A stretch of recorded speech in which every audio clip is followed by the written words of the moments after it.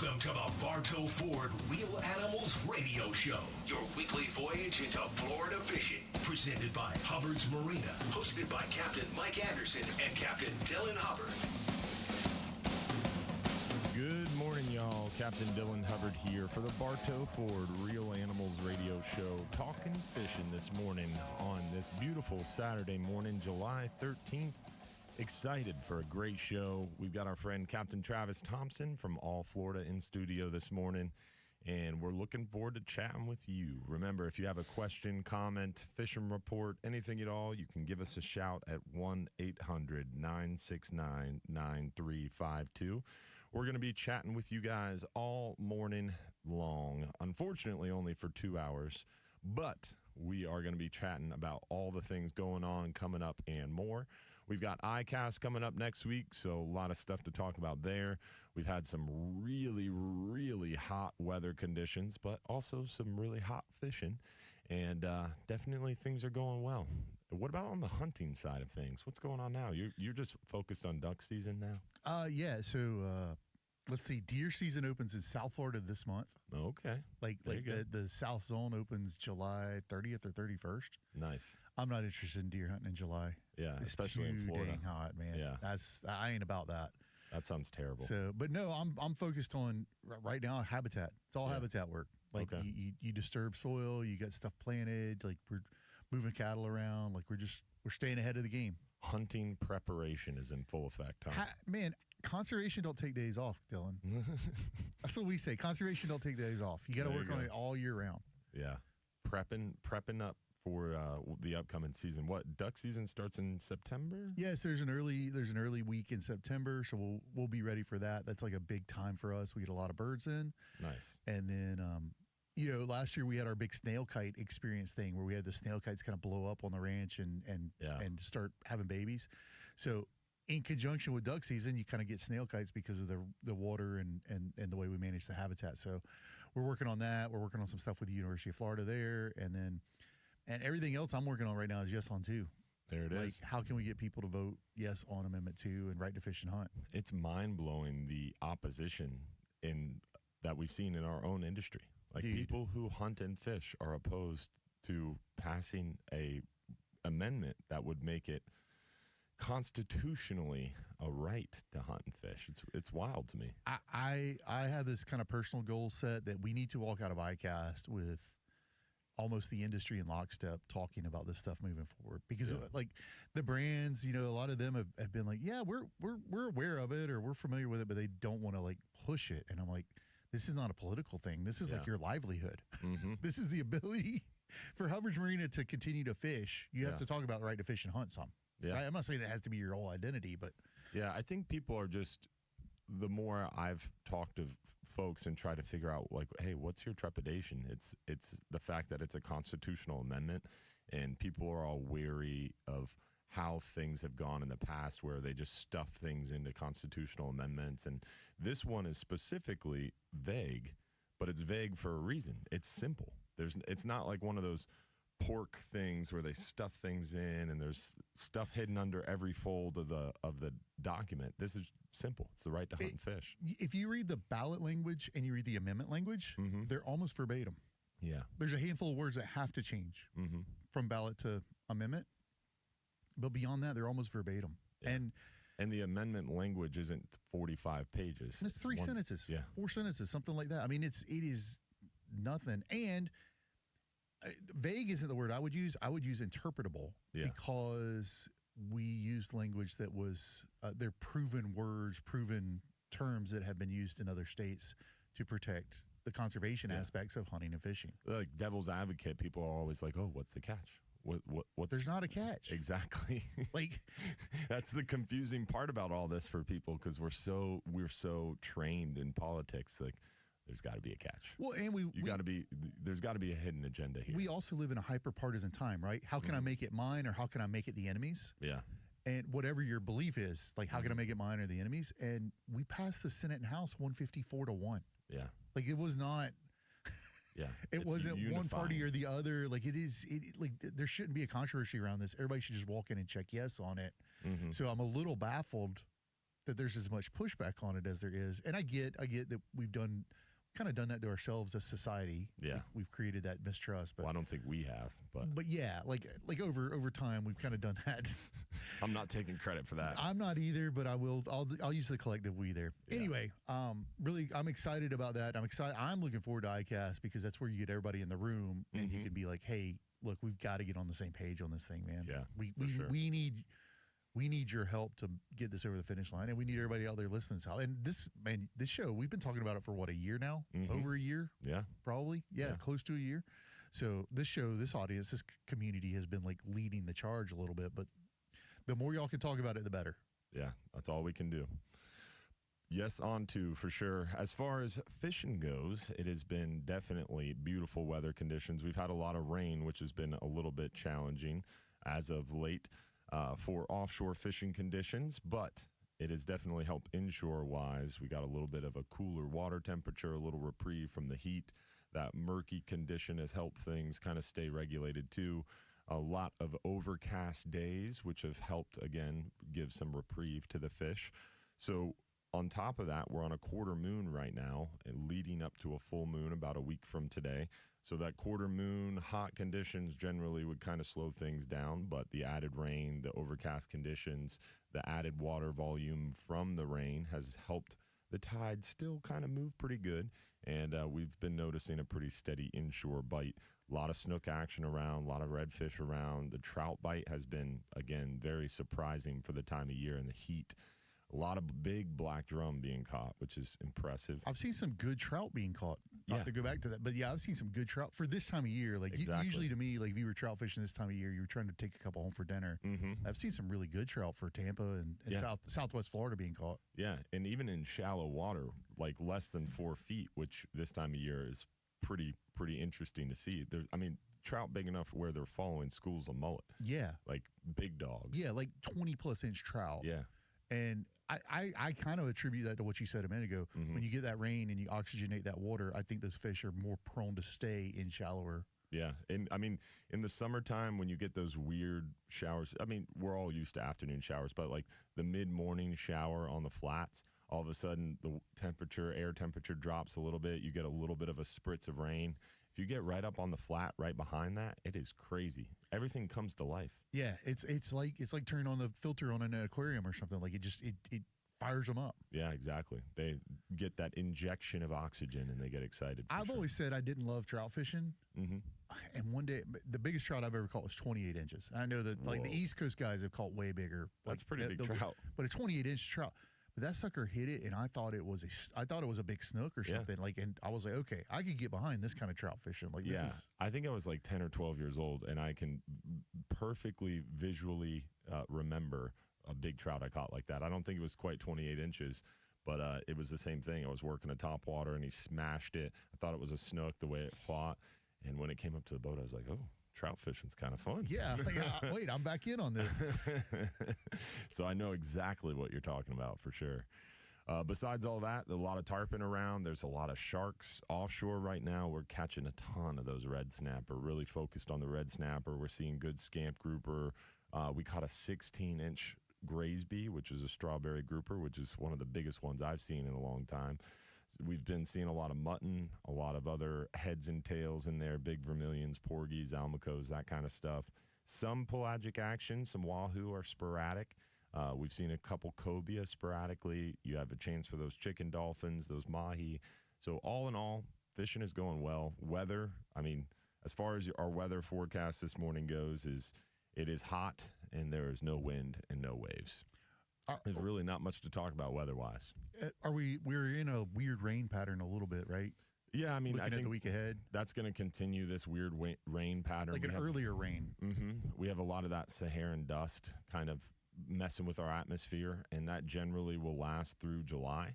So our chances of tropical development are suppressed because of that Saharan dust, but it also kind of throws off the standard summertime afternoon showers, like our standard effects. So essentially rain chances are a lot more spread out through the day. So check the radar. And also, I think we'd be remiss if we did not mention our East Coast brethren who opened and closed their red snapper season yesterday. Oh yeah, you blink and you miss their that one day red snapper season on a Friday. Crazy. One day, and it's one per person. Yeah, like, oh my gosh. Rough. And we had Buddy Spotswood on, was it a month or so ago, to discuss that a little bit. And did you see the EFPs came out? Yes. You could apply for the EFPs over there, like the quotas, basically, to be able to go out and do some. Yeah, FWC is doing some really, really groundbreaking studies on the East Coast. An EFP is an exempted fishing permit, and they've basically given recreational fishermen the ability to go out and catch anything they want for like almost all year. Five fish aggregate or something like that. I forget what the aggregate was, but it was something. I think it's like 10 fish. It's a 10 fish aggregate. So it could include red snapper. It could include, it's a really. An aggregate bag limit is such a unique approach. And for those who are unfamiliar, what that means is you're allowed to go out there and catch 10 fish. It doesn't matter what fish those are. You're allowed to keep 10 fish. So if you go out and you catch 10 gags or 10 red snapper or 5 red snapper and 5 gags, it's an aggregate bag limit. You go out there and you catch those fish and you come home. It's very interesting. No, it really is. And like you said a minute ago, FWC, for as much, I mean, we can't always agree with them, right? Because what we're supposed to do is disagree with them and make things better. That's as what stakeholders. Or keep them, but they are such a great agency at this kind of stuff. Like they're. Well, they're doing this because the feds basically looked at the South Atlantic and said, we're going to close bottom fishing. Yeah. They literally wanted bottom fishing seasons, which means no one could even go out there and fish. You couldn't even go catch and release, like no fishing whatsoever. That was on the table and being discussed, and FWC was like, no way. Hold my beer and watch this. And they came up with these inventive EFPs, and they're really going above and beyond to try to prevent those bottom fishing seasons, which is good to see.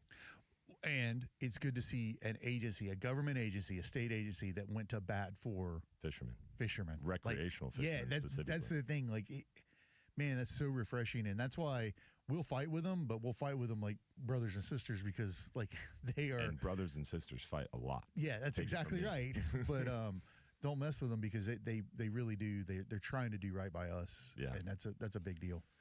Well, this weather update and everything else was brought to you by our friends at Reese Windows and Doors. It's Florida's leading window and door company. They have over 50 years in the business. They offer free installation on most windows and doors, and they install in just 6 weeks. They use their own in-house installers, no freelance contractors, and their work comes with a double lifetime warranty, which means you never pay for warranty. When you sell your house, that warranty transfers, and it adds value to your home. Visit reesewindows.com for more info. Real Animals Radio will be right back.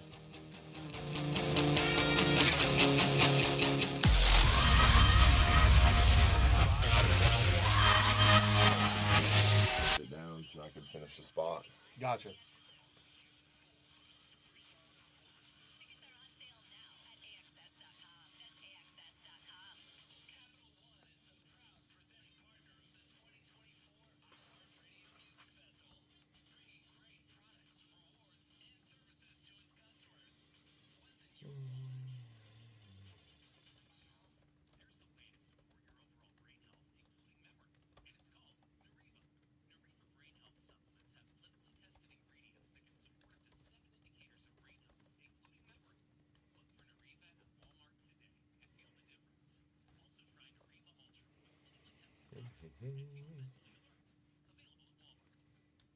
Yeah, Captain Van asked about the restriction on castnet mesh on the stream.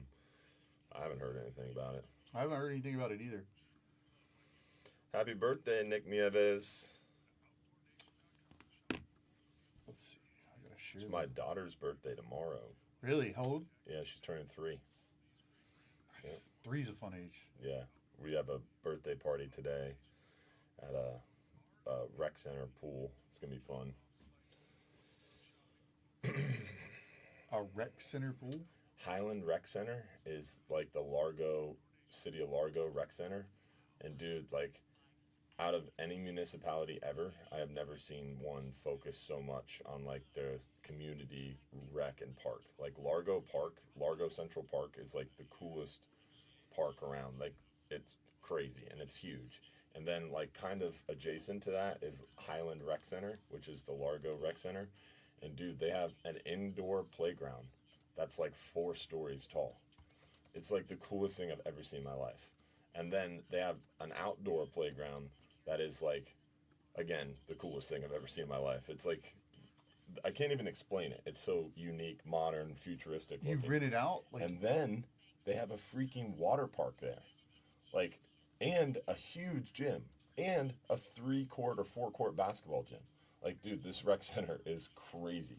You go there and you're like, this is awesome. Yeah.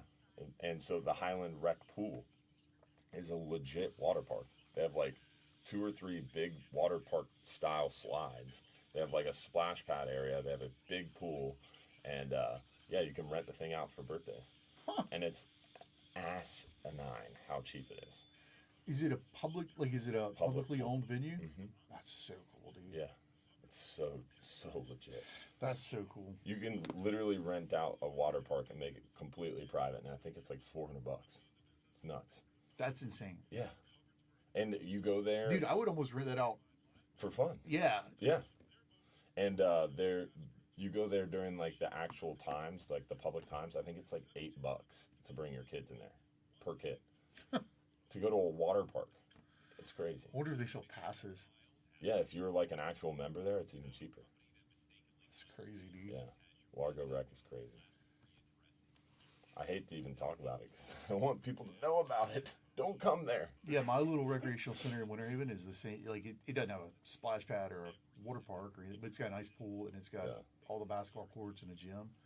And like, part of me is like, I don't want to talk about it because I can use the gym. I can go in there and use almost any machine any day of the week. Yeah. No one's in there. Mm-hmm. You tell people about it, and now you got competition, and now it's ruined. But also, you want to stay open and stay in business. And, mm-hmm. No, it's awesome. I love it over there. The Largo Rec is dope. Mm-hmm.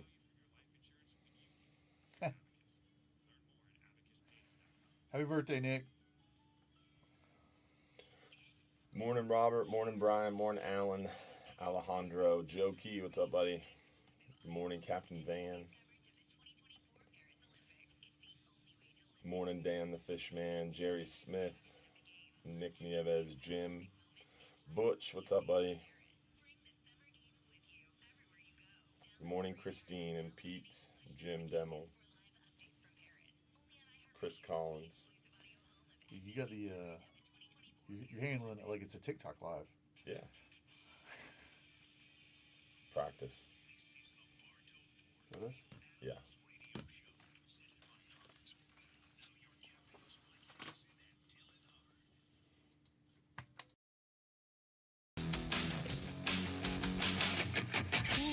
Glad I had a top on that coffee. I was working on my We're Back. That was a disaster. Almost spilled the coffee, but we're good. We're back. Real Animals Radio. Captain Dylan Hubbard. Don't worry, Jason Behringer. There was no coffee spilled in here. Our producer on the other side of the glass this morning is the legendary Jason Behringer. So if you give us a shout, 1-800-969-9352. To bring us a fishing report question or just want to say hello, give us a call. And that's the first voice you'll hear. And he is the man behind the glass, making us sound pretty this morning. And don't panic. I didn't break anything. But it was dangerously close. It was closer than it should have been. Yes. All right, Travis, calm down. I am not coordinated, for those who are wondering. But definitely excited for a beautiful week ahead. Absolutely gorgeous conditions. And it's July, so the red snapper chaos has died down. It's interesting to me. The law of supply and demand is in full effect. So elaborate on that for me. So there is actually a research paper, Kevin Anson from Alabama DNR and some other, what do they call those when it's like a research project and they have other scientists working on it, like co-leads or whatever? Yeah. Yeah. So a group of scientists are getting together and they're actually writing a paper on this.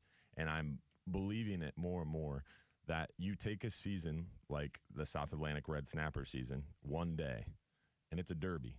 It doesn't matter if it's 10-foot seas. People will risk their lives to go fishing because it's that important. They've only got one day. Supply is low. low. 2 days or 3 days. Supply is low. Demand is high. So they're going to go fishing no matter what. If you take a season like that and you start making it longer, all of a sudden, as supply increases, demand decreases. So basically, they're trying to say, fisheries managers, fisheries scientists are trying to find this tipping point. What is that tipping point, that medium, that when the season crosses that threshold, all of a sudden the same effort will then get stretched out, and you're able to have a more season, longer access. Love it. Isn't that interesting? Love it. So basically, if your season, let's do simple math because I'm not that smart. Let's say it's 100 pounds is your quota, right?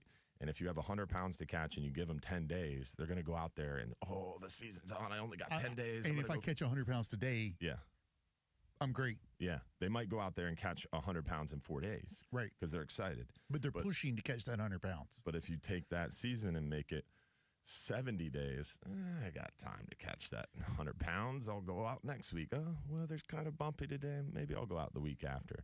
And then essentially the thought is that same landings, that same effort gets spread out, and you can have a longer season. And we're seeing that. We're seeing that firsthand in our federal for-hire season. When it was 2 months, we were booked solid for 2 months. Now our season is almost 3 months. So we're booked solid for the first couple weeks of June. And now that we're into July, especially with red grouper closing, your people are spread out. Spread out. Now, instead of having sold out red snapper trips, we're going out there with 60, 70% loads, which to me is still pretty darn good. And it's honestly a better thing for customer service side of things, because now guests aren't faced with full sold out trips. You're having to turn people away, right? Yeah, we have more elbow room. It's a higher quality product.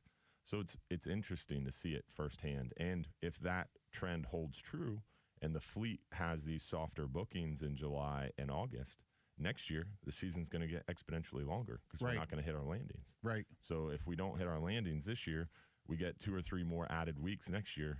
That's only going to compound the problem. Or not the problem, but it's only going to make the season longer and longer and longer year after year. It's very interesting. No, that's fascinating, man. I've never. It is. I like supply and demand is a thing you learn in like economics in high school. Mm-hmm. But also it applies to fisheries.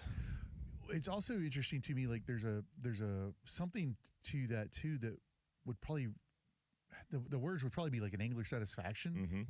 Like through the way you view that lens. Yeah. And I know that there was a study done a few years ago on waterfowl. Yeah. Where they determined that if they lowered the limit, duck hunter satisfaction went up because they more often hit their limit. Crazy. Like so it was almost like a mental thing. Like if you could kill 3 ducks a day and that was the limit, you were thrilled. If you killed 3 ducks a day and the limit was 6, you felt like you did not accomplish. There's something to that too. That's like the pressure being, I've got to fill my bag. Yeah. And anyway, I think it's really interesting. Yeah, and the same approach is happening on the private rec side of things. So we're going to talk about that and more on the other side. Real Animals Radio will be right back. From the local Lexus dealers, WFLA News Desk. So many more days because the state added all those weekends. And last year, I think they went all the way to mid-November. But once we got into October, people were not fishing for red snapper anymore, even on the weekends. Really? They're like, oh, that's still open? They just forgot about it. So because that happened, the state was able to add all these extra weekends in. The state looks like a champ because we have the longest private rec red snapper season on record. There's more private recreational red snapper days this year than federal for-hire days because of that phenomenon. So it's very interesting. It's super interesting. Yeah. Bobby, you're such an asshole. Bobby said, I remember some super coordinated guy who fell on his face while catching a giant wahoo. That was not while catching a giant wahoo. That was after catching a lot of mangrove snapper, and I was busy out fishing Mahoney, and he kept talking smack to me, so I went to look at him to talk smack back. I tripped going up the stairs. Shouldn't he be building a cabinet or a stairwell or he's something? He's not one to talk about coordination, by the way. Shouldn't he? Yeah. I haven't seen it before, but he doesn't appear to be the most coordinated gentleman. No, Bobby's a tennis master. True. He's quick and agile. He's quick. He's I don't know. I feel like he's cagey. Tennis match next time. Next time he comes on, there's a tennis court around the corner from here. And since he's not here to defend himself, I will say he wears the same stuff to play tennis that he guides in. He looks like he can roll into the tennis club in his right guide off the attire. guide boat. Like, I've never seen anything so bougie in my life. He would definitely be welcome at the yacht club or the tennis court. He lives in Polk and he dreams about like moving to North Georgia or something, but he looks like he needs to be at Fort Lauderdale, like running sailfish charters. Or a sailboat. Yeah. Yes. Oh, that is funny. Yacht, what does he call it? Yachtwear? Yachtwear. It says yachtwear? Uh-huh. Oh, my God. What a great dude. Now you regret not coming this morning, don't you, Bobby? Oh, we'll get a call. We'll get a call. We won't have time during that segment, but we'll get a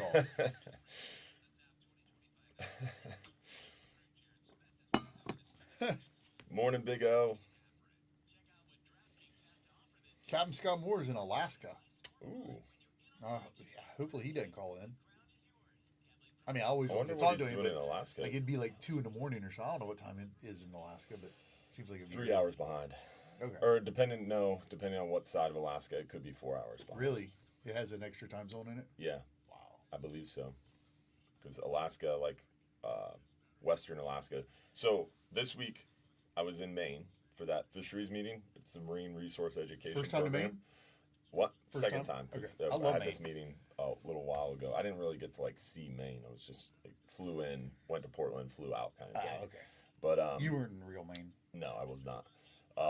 But long story short, it's the National Steering Committee. So all the different Marine Resource Education Program regions get together in one room. And we've just added the North Pacific region. So that's Alaska. And so there was a native Alaskan there. So if you move to Alaska and you have a kid, that kid is a native Alaskan at that point. But an actual person who's born there, families there, the Alaskan Indians, I guess. Inuits. Yeah. Those are Alaskan natives. Okay. You have to say Alaskan native and then Or Native Alaskan. Yeah. Okay. Native Alaskan is not the same. That's right. Someone who moved there and was born there. Okay. Isn't that interesting? Yeah. Yeah. So long story short. Should we adopt that, by the way? I know, right? Native But long Floridians story or short- Florida natives?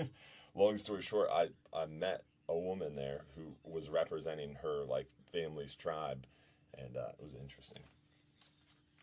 No, that's not us. She was talking about the salmon fishery because their groundfish fishery up there is measured in metric tons. They catch a ton of these haddock and different pollock, all these different groundfish. So they catch so many of these fish. There's a bycatch of salmon. And their bycatch of salmon is such a magnitude that it shuts the salmon fishery down. So these tribes are not able to catch their salmon, and they're being shut out of the fishery because of the bycatch of this huge industry that has been created up there. And so the tribes are pissed. Yeah. Suing the federal government and starting to get involved. So it was really interesting. Really interesting. I think that's fascinating. I wanted to talk to her more, but she was from Alaska, so she had flown to Maine just like I did, but had to take I asked her if she had to take 4 connections. So it literally took her 2 days to get to that meeting, and she was on Alaska time, which is 4 hours behind us. Oh my God. Yeah, so needless to say, she was thrown off at the meeting. But it was interesting. Very interesting. Maybe y'all have a meeting in Alaska. Yeah, well, there's a lot of they're people from the moving West around, right? Coast that are there too. So they were talking about having it in Seattle next time.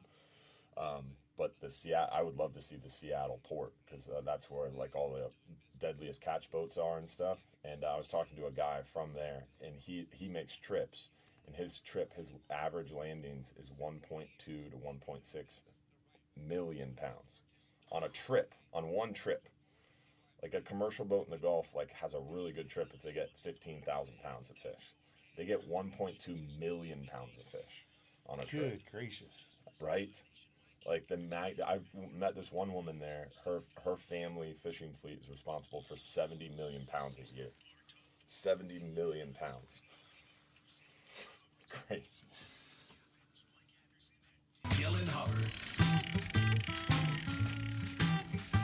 We're back. back. Bartow Ford, Real Animals Radio Show, chatting fishing. Want to make sure we give a shout out to our friends over at Affordable Roofing Systems. Whether you need a shingle, metal, tile, or flat roof, our friends at Affordable Roofing Systems are your safest choice for repairs or replacements. With over 3 decades of roofing experience, let Affordable Roofing Systems guide you through this important process. They're defined by integrity, respect, and honesty, and they have a personalized and professional approach to doing business. Call 888-397-ROOF for your free estimate today, or visit them online at affordableroofingflorida.com. With that, we do have some callers waking up this morning. We got them fired up already? We got them fired up. Let's see if we can rattle through some calls. We got Captain Mike Perry from Big Pine Key on the line. What's going on, Captain Mike? How are you? Say, Captain Mike. Hey, Dylan, Travis, how you both doing today? Doing well, my Good, friend. buddy. Another day in paradise. Great. Not much fishing because of the heat and the doldrums of the summer, but what I'm actually calling about is, so back on Memorial Day, if you remember, the Keys shut down, did a test and shut down a lot of boat ramps. Well, they did it again July 4th and that weekend. Mm-hmm. And if you remember, we also had the conversation on paying exorbitant prices. Mm-hmm. Folks, if you're going to the Keys, you better have a budget. And you're bringing your boat, you better have a budget of a lot of money, because one ramp I saw in Marathon is $75 a day to park your vehicle, to put your boat in and park your truck and trailer. I mean, it sounds like a lot of money, but I mean, parking rates around the state have gotten out of control. There's a lot in Johns Pass that around July 4th was $85 for the day to just park a car, not a boat ramp, not literally just to pull in and park a car. It was $85, one of these private lots. So, yeah, it's crazy. Yeah, we were out on Clearwater for my stepdaughter's wedding, and the place we went ahead and stayed out there, and the place charged 2-day minimum. It was $56, and you can only valet your car there. I mean, you can't, mandatory. You can't park it in another garage block down and pay yourself. Yeah, the city of Madeira Beach is going to $4 an hour for parking rates, and they are still the lowest in our Pinellas County municipalities. There's some like St. Pete Beach that is like $6.50 an hour. It's crazy. I can get with the paying, to park your truck and trailer, but I can't get with locking people out of using boat ramps. I mean, sitting there empty on a holiday weekend. I mean, yeah. If you want to double the price or something, I have no problem. I mean, that's up to people who want to use it. How bad do you want to get on the water? Yeah. But, no, I just wanted to bring that up. But the fishing's been good. But like I said, it's the doldrums, it's the heat. And there's, fortunately, there's other job I have another career that I can work inside an air conditioning. Yeah, I get that. It's definitely the time of year to get out there early, get it done before midday, or get it done late in the afternoon as the sun's setting, or overnight even. We've been doing a lot of night fishing for the snapper, which has been a nice reprieve for sure. I can, and I know Mahoney gives Mike Anderson a ribbon about his 4.5, maybe 5 hour days, but this time of year, I can get with that. It's no issue. But no, I just wanted to bring that up, and I know you got other callers, so you guys have a great day and tight lines, and God bless everybody. All right, brother. Stay cool. All right. Bye, Mike. You guys have a great day. Bye-bye now. See you, buddy. Always a pleasure to chat with our friend from Big Pine Key, Captain Mike Perry. We got Captain Van Hubbard on the line now. What's going on, Captain Van? How are you? Hey, Captain Van. Oh, man, what a calm, beautiful morning. Still breathless, just like you are when you walk out of that door for the first time and you try to take a breath. You're like, like you drink the air. It's beautiful. It's only 82 to start with right now. Yeah, only 82. It's not bad. It's beautiful. How you doing, buddy? You catching them up down there? I'm catching some. There's plenty of snapper. They're small, but, the inshore stuff. But doing some kids trips and stuff, and it's just plenty of action, keeps them happy. If you use a chum block, the catfish get bad, but the kids don't care if it's a catfish or a snapper. The catfish actually pull harder, so that works pretty good sometimes, actually. I told somebody the other day, we need a new PR team for catfish. Dude, I took my kids down to the dock the other day, and my wife was like, "We're not going to catch any catfish, right?" I was like, "I don't know." Was she bougie? It doesn't matter. Like, the kids are going to have fun, right? And I was like, but honestly, we don't really catch catfish. Most of the time, I take my son. It's high tide. We see a lot of spade fish, big mangroves, that kind of thing. So I was like, I don't think we're really going to see many. Well, it was low tide. All we caught was catfish because it was right behind the rain. The water was all murky. So my wife's like looking at me kind of funny. But, dude, we were using a sabiki rig, catching 2 or 3 hardheads at a time on a little tiny like crappie fishing rod. Let me tell you, I had fun. My kids had a blast. Yeah. The kids have a blast. They're happy. Yeah. If a catfish breaks you off, you're not heartbroken about it. So you're just letting the kids fight the catfish. It was fun. My daughter almost got pulled off the dock. Catching 3 hardheads at a time on a crappie fishing rod is That's no joke. incredible. Yeah, it's fun. So I get what you're saying, I Van. I can remember when we'd be snook fishing and hook a jack, and the jack actually pulled harder than the snook. Oh, yeah. The reason I could tell it was a jack because it would circle the boat, you know. Bouncing up and down. You know, when they get it up, they're all, it's just a jack. Well, you're going to release the snook too anyway. Why isn't a jack fun? Yeah. That's a good point. Yeah, I'm telling you, it's a PR campaign. We need to work on this. Like during the winter, we need to come up with a better PR campaign for the trash fish. Oh, I love this. Let's slap FGA's name on this. Florida Guides Association. Enjoy your catfish today. Lady fish charters. Well, I think that's a thing. Fun fishing. Fun fishing. That's what it's about. That's what it's about. It's not meat fishing anymore. Those days are history. A bent rod is a bent rod, right? That's right. And a smiling face is a smiling face. Don't talk people out of having a good time. Let them enjoy themselves. Yeah, we have that conversation with charter captains a lot, especially like the newer guys coming on. They're hungry. They want to fill the box, and they get pissy when they don't fill the box. But you look back there, and the person from Ohio just caught 25 snapper, and they're happy. They're having a good time. So if you put a smile on and you act like it's a good day, they have a good day too. Well, talking people out of having a good time is a great, important thing. I think you make a good point. That's not why you called, Van, but like I think you made a good point. Like kids are always smiling. Yeah. Like if a kid has something pulling on the end of that line, your daughter is smiling, giggling, like she's thrilled. She doesn't know what it is. Yeah. She's happy she's catching a fish. Exactly. Like we should be more childlike a little bit. It's only a catfish. Then they're taught to. Yeah, we teach them that behavior. So. Yeah, they're taught to be disappointed. If you're like, a catfish, they're happy. So I've already started the campaign. There you go. I didn't even know it. Boom. What else you got for us, Van? I'm all on board. There's still some tarpon around. They're scattered. Much quieter. And you think they got one more moon? We got that full moon coming up next week. You think it'll bring those tarpon concentrated again? I don't know how many will be concentrated, but there'll be fish around until at least September, October. Yeah. You just have to work a little harder to find them.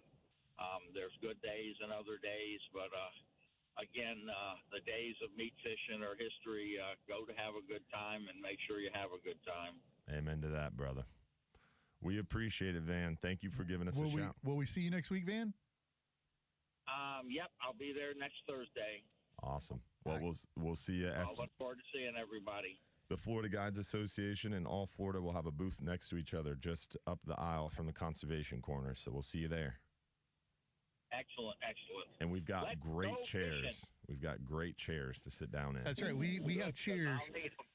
We thought that would be a good draw at ICAST to have chairs. 14 chairs between the two booths. I guarantee you I'll be there. We'll see you. And they're nice chairs. Seeing you guys. All right, brother. See you, man. Bye. Awesome. Definitely always a pleasure to hear from our friend Capt. Van Hubbard. But looking forward to those chairs for real. we got Ron from Ron's Tackle Box on the line. Imperial Polk County on the line. The man, the myth, the legend. What's up, Ron? Hey, it's been pretty good out here. Come out in the morning. You can fish about a good 4 hours, and in the evening, same way. Nice. So you can eliminate that heat. I know we've gotten a lot of rain. Water must be moving, right? Water's moving, and that's where you want to fish. Find them culverts. Find them running water areas. Moving water is your friend. It's just like your tides, same thing. You're moving the water. I passed probably 20 bass boats on the way over this morning, headed back our way, Ron. That's awesome. Well, must be a little tournament or something going on. Yep. Yeah. But Lake Alfred this week, off the dock, guy got a 7-pounder. Was pretty nice early morning. Wow. That's awesome. Fish are still active. Even in the shallow water and as hot as it is, they're still feeding. That's amazing. So, good time to come out. A lot of cichlids. And some of these lakes got a lot of different kind of cichlids in them. Somebody put them in years ago out of their aquarium or something, but they're thriving. Nice. Shellcracker, bluegill, really good. It's just, like I say, get out in the morning, hit that about 4 hours. That's a good fishing day right there. Yeah. I saw some good bluegill bags coming out of Camp Mac last week too. Oh yeah, definitely. But all these lakes are just loaded with them. I mean, they're really got a good balance of fish in them, and it's really good. They catching them on worms, or they catching them on what are they catching them on? Crickets and redworms. Interesting. That's your best. Awesome. What are the bass hitting? Shiners for one. The shiners are real small this time of year, just like your shrimp. For some reason, it's spawning season or something. Yes, we need to do a PSA, by the way. If you're going to a tackle shop right now, do not expect big shrimp. It is shrimp season from July 4th to about September. They get small and they run out. Migrating season. I when I had my saltwater shop in Tampa, I was there for 20 years, and it was the same thing every year. Yep. About July, August is your worst. Yeah. You don't for your shrimp size. You get 20 to 40% of the order you make. If you order 10,000, you might get 2,000 to 4,000, and they come in and they're 2 to 3 inches small. And guess what? A dozen is still 12. Yeah. Preach. Yeah. Trust me. I'm right there with you, buddy. They hitting anything artificial over there? The Booyah lipless crankbait. I hated to bring it up, but it's the bait of choice. That's how the guy caught that 7-pounder. There it is. The royalty purple. Royalty color in the Booyah lipless crankbait. Awesome. Awesome. It doesn't change all year. That's the go-to bait for the big bass. It's great. It's great. That's awesome. But you can always come out here and catch fish, That's the point. Have a great time. How would someone find you over at Ron's Tackle Box? I'm at 380 South Lake Shore Way, which is 1792 in Lake Alfred. Phone number 863-956-4990. You're the man, buddy. Thank you for calling in and being our freshwater guru. We appreciate you, Ron. All righty. Have a good day. See you, buddy. Always a pleasure. Hopefully we'll hear from you as well. Remember, 1-800-969-9352. If you have a comment, question, fishing report, whatever, you just want to call and say hello, give us a shout. Real Animals Radio. We'll be right back. This summer, enjoy less tan lines and more dashed white lines. John owns stock in Booyah. Dude, I don't think he does. We've asked him that before. He's just driving his own sales. Yeah, he just loves that lure. That's the lure. Yeah, I think he literally has like a pallet of them. Do you think that's why everybody catches him on it? Because like it's all he sells? Like people walk in. He doesn't only sell that. Like he has a huge antique lure store. Like I've been there. It's incredible. I've never been there, but from what I've heard, it's incredible. Yeah. No, do you think people walk in there like, hey, what bait should I buy? He says you should buy the Booyah. They buy the Booyah, then they go catch it. It's like the self-fulfilling prophecy that Ron's created over there. I don't know. Can't argue with results, right? You can't argue with results. 7-pound bass is a good bass. For summertime, too. Oh my God. It's a good bass for any time. Dude, I've only caught bass on that, the soft plastic, the Senko worm. Like the trick worms? Yeah, I love those. They're a lot of fun. Yeah, so you're using light tackle, 4-pound test. But I've never caught a 7-pound bass. It's probably why, right? There's I haven't used the royalty purple. Booyah. Yeah. Oh, I'm getting me a Booyah. It was like today. Yeah, no, he gave me one and I have it at the house. Have you fished with it? No, it's like sitting up on the shelf. Like to me, I don't that's know what it looks like. to me, it looks like a Rapala. It looks like a Rapala lipless. I mean, it's lipless. Royalty purple. It's got to be royalty purple. Got to be.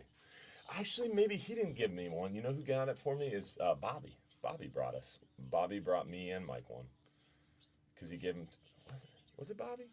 I think it was Bobby. Royalty purple. Here we go. $7.99. Lipless crankbait. All right. Yeah, I think Bobby mailed it. It looks like a rattle trap. Yeah. Not a rattle trap. It's long and skinny. Is it? Yeah. It looks like a rattle trap to me. Is that it? Maybe. The one I have is Booyah One Knocker Lipless Crankbait. Royalty purple. the one I have looks a little bit longer and All skinny. right, we're going to do some clarification from Ron on this.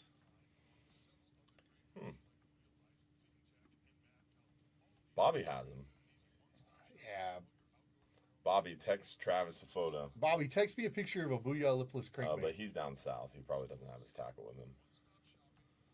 Yeah, but He's got a motor in his truck, but not a lure.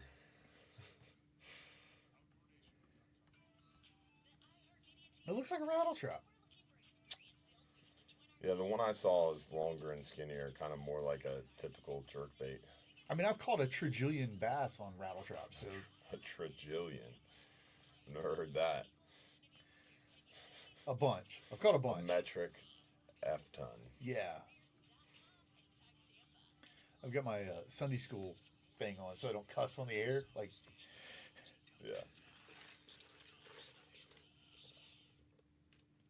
I'm going to Booyah's booth at ICAST and I'm talking to him about this. You need to get Ron some stock. Yeah, like, look, Booyah, you don't understand what's You happening. guys are missing out on your biggest this sales dude's advocate. crush- Oh, did Bobby just text us? Yes. That's what I just showed him. Yeah. I swear the one I have is different than that, but I don't know. Bobby's the one who bought it for me, so he's right. I'm not going to argue with the man. I'm getting one. I'm getting one. Is it us? Yeah. Presented by Hubbard's Marina. Now your captains, Mike Anderson and Dylan Hubbard. We're back, Bartow, for Real Animals Radio, talking fishing this morning. Want to make sure we give a shout out to our friends over at Power Pucks, the world's first power supplied trolling motor quick release bracket. It eliminates the need for exterior power plugs, which can snag lines, corrode easy, or just be an eyesore cluttering up your deck. Go to pwrpux.com and find out for yourself why the pros are making the switch over to Power Pucks. Also, Relentless Perpetual Edge Knives, the world's first self-sharpening knife that sharpens as it cuts. Ultra-hard carbide, never rust titanium blade, and true grit glass reinforced ABS handle on a knife that's perfectly balanced and comes in 5 great models. Take the work out of filleting a pile of fish today and get your Relentless knife. Go to relentlessknivesusa.com and find out for yourself why this is a knife all the pros are talking about. They're going to be at ICAST, too. Relentless is, yeah, I talked to him. Got a big old booth. Going to be pretty cool. Oh, man. So Bobby sent us a picture. It's a rattle trap, you're thinking? It looks like, Booyah lure looks like a rattle trap to me. But I'm sure it's got a different wobble or something. Yeah. Or It's got to be magical. The way Ron from Ron's Tackle Box talks about it. And that's where you get them. Ron's Tackle Box over there, Lake Alfred. Not only will you get the lure that's been talked about and praised, but he'll also point you out to where to fish. Absolutely. And if you've never been to Ron's Tackle Box, it is like going to a museum. Like it's a really cool, cool. I've been to a lot of tackle shops. I don't want to brag, but like I've been to a lot of tackle shops. That's a cool tackle shop. I don't want to brag, but I've been to all the tackle shops. If they sell live bait, there's a good chance I've walked into it. Yeah. In the state I believe of Florida. that. Yeah, Travis travels the state of Florida probably more than anybody I've ever met in my life. Yeah. I So- put 58,000 miles on my truck last year. What? Driving. That's crazy. Up and down the state. Yeah. The truck never left Florida. 58,000 miles. And the truck never left Florida. That's amazing. Yeah. So That's got to be some kind of like record. You're like a traveling salesman. yeah, just about. That's crazy. Just selling conservation out there, Dylan. Yes on two. That's right. or whatever, man. Land conservation, the farm bill, you name it. I'm All working. Florida. That's right. All Florida. Looks There's like do we have anybody out there listening in the Ladies Classic fishing tournament that's going on today? There is a lot. We have a team. Hubbard's Marina has a team. We are co-sponsoring with Salinity Gear. They're out fishing with our buddy Chad and hopefully catching a bunch of fish. Looks like a really cool tournament. I'm seeing it in my Facebook feed. So yeah, Misty Wells from Take a Kid Fishing is out there. She took a group of kids out fishing with us yesterday, and now her and her other half, Tommy Larange, is out there fishing. Mike Mahoney's buddy. There's a bunch of people in that tournament today. Lisa Fitzgerald is on our team. We stacked the deck. Is she calling in? I doubt it because they're offshore already. They're way off, right? Yeah, the people I just saw had three motors on their boats. Oh, yeah. This is an offshore bottom fishing tournament for the ladies. Did y'all hear how he said offshore? Oh, We've been talking freshwater for a minute, fishing. and he's like, now we're going to talk offshore. Like you just sit over there. I had the twinkle in my eye. Travis, you just sit over there and be quiet. You heard it in my voice. Yeah, it's definitely a little bit of a different ladies tournament this go around. But the Suncoast Ladies Classic and the Suncoast Ladies, it definitely worth checking out if you are a lady angler. They have monthly seminars all year long, and they have specific lady tournaments. They do a ladies kingfish tournament. They do a ladies offshore tournament. They do a bunch of different ladies specific fishing things. So if you're a lady angler, definitely recommend checking it out. It's pretty cool. No, it looks like a great event. Yeah. I awesome. was just digging into it because I just saw it. Yeah. Suncoast Ladies Classic. I think where's the weigh-in today? It's looks like at Tiki Docks Bar and Grill. Tiki Docks. That's where it's at. I've never been there. Oh, that place is cool. Is it? It's legit. It's tucked back in there. Maximo, you wouldn't really know it's over there. But once you navigate back there, it's a beautiful marina, and they have killer food. Really? Yeah. Very good. I'm a big chicken wing guy. They have amazing chicken wings. For some reason, when I go to a tiki bar, chicken wings are a thing that I gravitate to. Yeah. I don't know why. I went there for a meeting with a bunch of captains. We were talking about artificial reefs, and I got invited over there, and I showed up, and there was plates of chicken wings. So I was like, I can get behind this. I can get behind this all day long. I'm in. What do you want me? Where do you want me? Yeah. I'm good with whatever the group decides, as long as there's chicken wings. I'm going to sit over here in the corner. Don't mind me. Definitely excited about chicken wings and all things fishing for sure. But we are excited. Speaking of fishing, weather is great. Fishing is hot, and we have a lot more red snapper season to go. So hopefully folks are getting out there on the water and enjoying this great opportunity to catch them up. And definitely seeing a lot of action offshore. Hopefully, we're going to hear from you as well. If you want to join the show this morning, you can bring us a question, fishing report, just want to say hello, and give us a shout, 1-800-969-9352. We've got our Milwaukee Tools Safe Boating Tip of the Week coming up with Captain Jim Fogel on the other side. Hopefully, we're going to hear from you as well. We've got more coming. Whole another hour of this amazing show. So don't go anywhere. Real Animals Radio will be right back. The preceding program was paid for by Real Animals Fishing.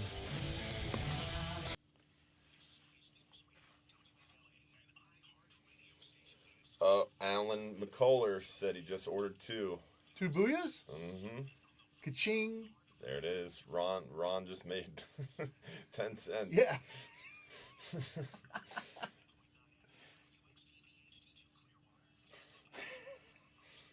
old Ron. Morning, Dennis. Morning, LaShonda. Oh, you were talking about TikTok Live. Dude, TikTok finally let us use our streaming software from the computer to stream to TikTok. So Sunday night's live show is now on Facebook, YouTube, Trovo, Twitch, Instagram, and TikTok. I don't know 4 of the words you just told me. Yeah, those are all different platforms. But long story short, dude, we'll have like 400 to 500 people watching live generally on a live show. But now that we've added TikTok, it's like 2,000 people. Really? It blew up? Last show had 1,600 people watching on TikTok. Isn't that crazy? Jeez. TikTok is just so wild. It is a yeah. Wild. Wild. You can say a lot of stuff about it, but the algorithm that they have is the best algorithm. Yeah. And like so many people are putting Starlinks on their boat to live stream their offshore fishing trips. Yeah. Like it's common. So it's so common that every time I go live on TikTok, someone's like, "Have you put a Starlink on the boat yet?" I'm like, whoa, bro. Like it's just everybody's doing it. Yeah. It's like crazy. expected almost. Yeah. What's up, Chad Andrews? I was talking to this guy, this commercial guy. He's got a Seakeeper on his boat. So he's got a stabilizer, gyro on his boat. He's got a Starlink, and he's got, what else did he have? A water maker. He had an ice maker. Like, this was the nicest commercial fishing vessel I've ever seen in my life. It was gorgeous. I was like, man, that's a really nice boat. And he was like, well, you haven't seen inside. And I was like, I could live on this thing for 14 days. I'm in. It was really cool.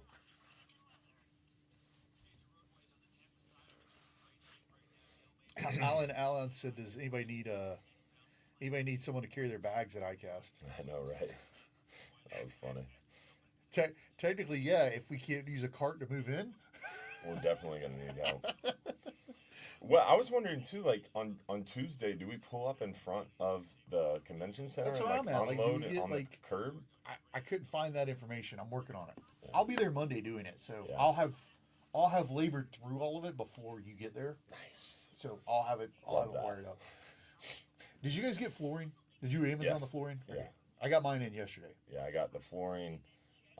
You have the chairs. We have the backdrop, the table. I ordered a table for the tablecloth. Oh, So we're good. I got one of those. I'm kind of glad, looking at the podium table that you got. I think it would have been too small because we wouldn't have had anywhere to like hang up or not hang it's up, small. but display our shirts and stuff. It's so now small. we're gonna have a 6 Oh, foot I didn't think table. about shirts. Yeah. So now we're gonna have a 6 foot table, so we'll be able to lay out the shirts, and we'll still have a spot for like the laptop to sign people up. Yeah. So Yeah, that's true. I think it might kind of work out in that regard. But the podium table will work for other events. Yeah. No, the podium table is cool. It's We got our money heavy. back and we canceled it. So, You did? So I'm thinking maybe if we are going to do more, maybe we still do that. It's heavy. Really? Yeah, the podium table would have been nice at like that thing we did with Lori. Mm-hmm. Smaller. It's small, like unless you want to take a lot of merch. Yeah. But like if you just want a Well, guy, I don't want to take a lot of merch because I don't want to like sell merch at the table, but I want to have enough area to display 2 or 3 shirts so you can be like, This is oh, the you stuff want we to buy have. this? Yep. You can buy this on our website.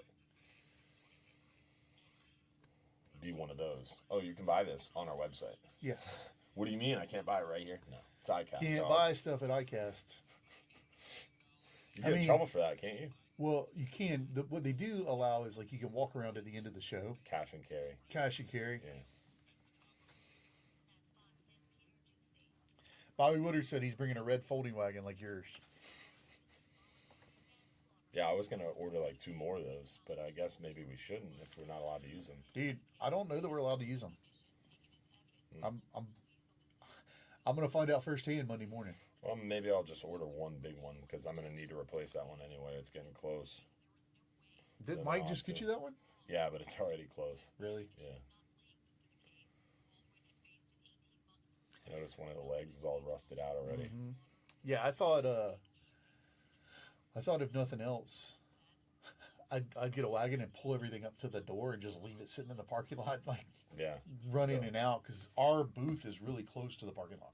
yeah. Oh, from the back?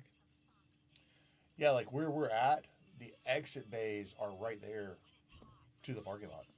I've never. And also on Tuesday, No, we're not. The exit bays are in the back of the room. ICAST is only half that building.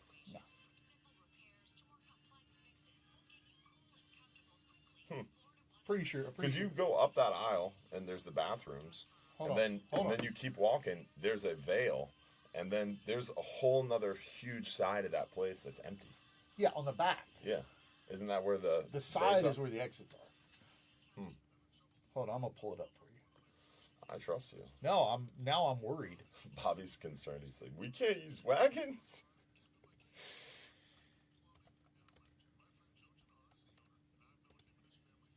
Chad Andrews said, "What up, Travis? Currently heading to Pasco to do some scalloping with an airboat." Chad Andrews is that sounds wild. Chad Andrews is a wild dude. If you ever get the chance to be on a boat with him, he's a fishy, hunty kind of like. He gets some. If you go scalloping in an airboat, that sounds legit. I'm telling you, he's. Oh, Stacy Whittam's got our back. She says you can pull right inside the door by the conservation corner. Super easy. Thank you. Because there's bay doors there, right? Travis was right. I was wrong.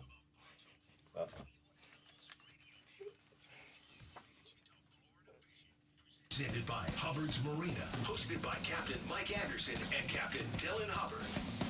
You can tell that I've had sisters and been married a while. I was quick to say, you were right, I was wrong. Ray trained well, I should say. I'm looking at the iCast show floor map, and at the bottom is a sponsorship from Catfish Pro. Oh my gosh, the narrative is changing. Yeah, we need to get them. We need to sign them. We spoke it, and it's happening. And we need to get them on the saltwater side. Manifested PR. it. Yeah. Catfish Pro. Catfish Pro. Yeah, we definitely need to talk to them. Oh yeah, we'll do a collab. I want to become the Catfish Pro. Is that what we do now? We do collabs. Can we be on the pro team? Oh, man. Ace Heating and Cooling. For over 20 years, Ace Heating and Cooling has been the name you can trust in heating and air conditioning business in Hillsborough County. Chris Myers and his guys service all brands and do residential and commercial repairs, maintenance, and full replacements. They send out technicians, not salesmen, because they try to build that long-lasting customer relationship that'll hold up over time. Call 813-657-8818 or look them up online at brandonac.net and find out for yourself why Ace Heating and Cooling is the easy choice for the Real Animals Fishing team. With that, we've got our Milwaukee Tool Safe Boating Tip of the Week from Captain Jim Fogel.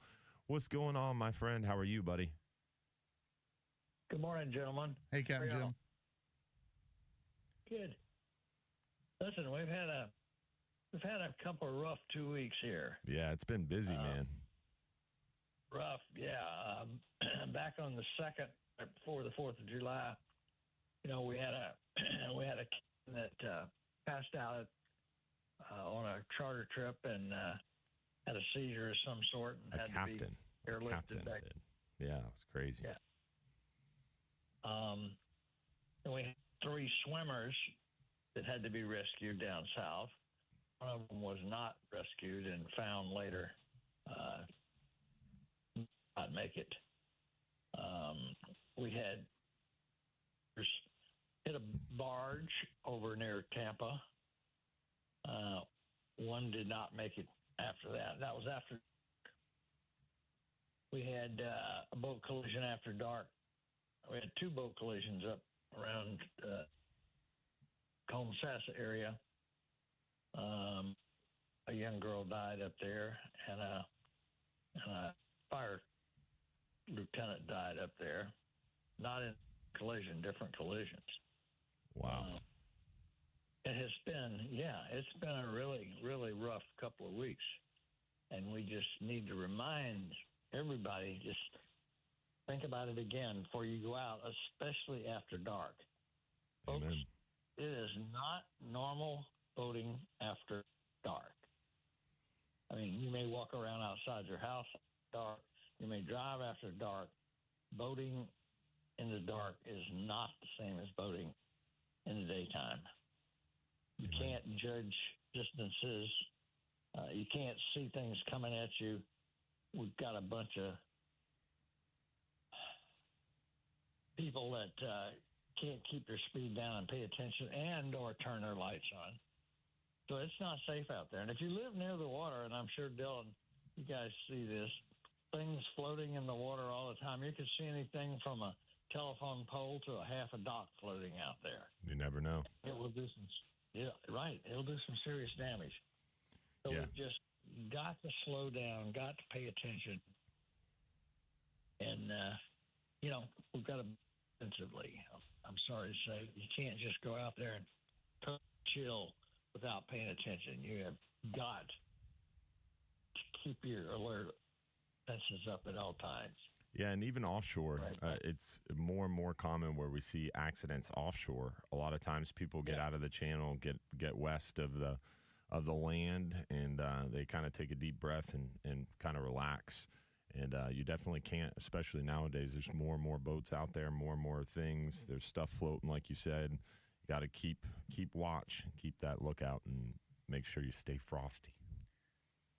Yeah, and just because you see a fishing boat out there, and you're all anchored up, hard anchor, and that boat is coming towards you, don't think that they see you.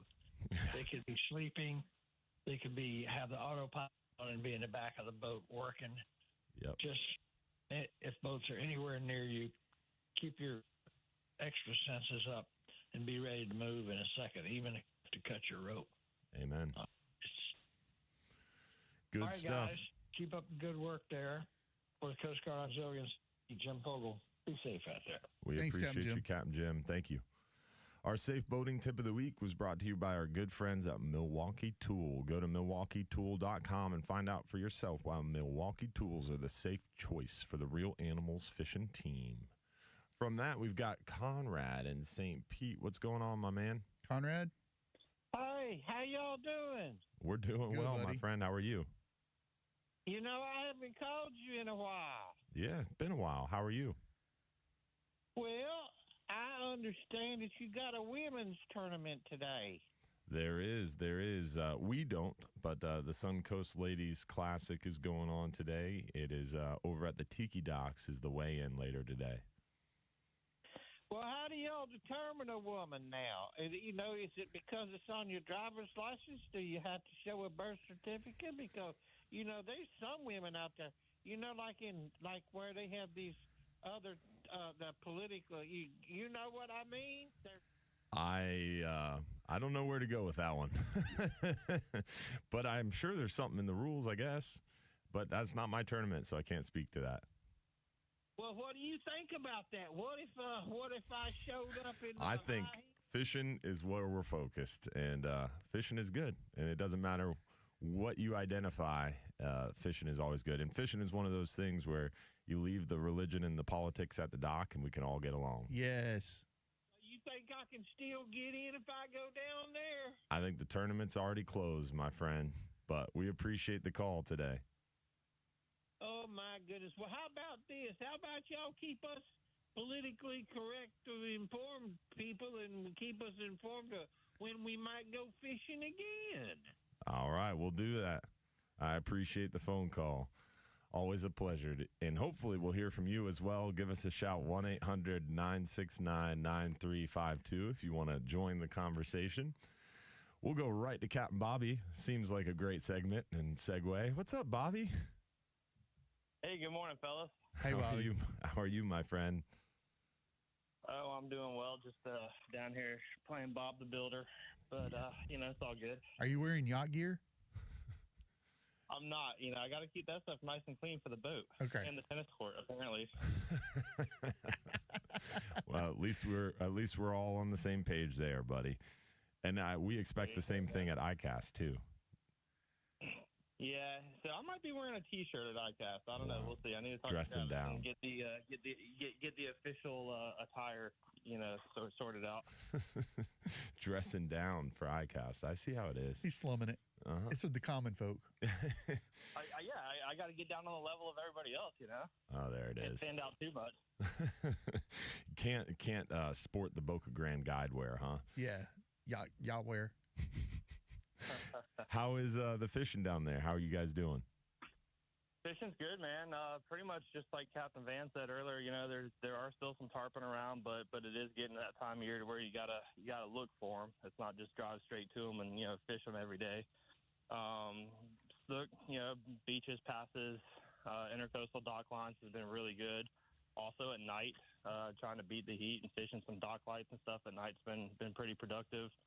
The backcountry bite's been good too, actually, surprisingly, on the warmer water and the slower moving tides, on this quarter moon. But my good buddy Captain Jay Withers, he's been crushing it in the backcountry, fishing out of the skiff. Nice. A bunch of snook and juvenile tarpon on artificials, which is artificial sounds and fun. fly both. Man, juvenile tarpon's so much fun. Yeah, definitely acrobatic fish for sure. When they're smaller, it seems like they jump more. Exactly. You know, sometimes they're hard to keep buttoned up, but I mean, who cares, man? When you're jumping, you know, the numbers that he's been putting in the air, like, so what if they get off? You're gonna turn it loose. Another one. You're gonna turn it loose anyway. Mm-hmm. Just like the catfish. Bingo. Yeah. Well, we appreciate it as always. Thank you for giving us a shout, Bobby. And Bobby, we look how's the forward to hanging catfish out. bite? Yeah. Catfish bite, you know, I wouldn't know, man. I wouldn't know. Liar. But I'm down for it, dude. I'm down for catfish. Yeah, a big topsail cat. They get serious. Oh yeah. I bet Boca Grande has some big catfish. I've always caught bigger ones up here than down there. As long as I don't have to dehook them. As long as I don't have to dehook them, then I'm all for it. You got to get a good dehooking tool. Yeah, That's what exactly. you're missing. Yeah. Yeah, for real. But hey, I'll let you guys run. But I just wanted all the listeners, you know, remind everybody: Amendment 2, November 5th. We need y'all's help, not just voting yes, but we need your help spreading the word. Vote yes on 2. Send it, share it. That's it. Get it out there. You were alarmed about how the pushback in the fishing community recently. Oh man, alarmed. It doesn't do my thoughts and comments justice. Yeah, quite upset actually. I mean, you know, when you guys, you know, we all first started this, I kind of assumed the fishing and hunting community was going to be a shoe-in, and then we just needed to convert, you know, some outside folks. But looking like we need to focus our efforts more on the non-fishing hunting community. To be honest with you. Crazy. Yep. Well, keep spreading the word, buddy. We appreciate it. Yeah, we appreciate your help, my friend. Yeah, man. Get out there and vote yes on 2. That's it. All right, Bobby, you have a good day. Good luck building another house. All right, fellas. Catch you later. See you, buddy. He is still recovering from Hurricane Ian. Yeah.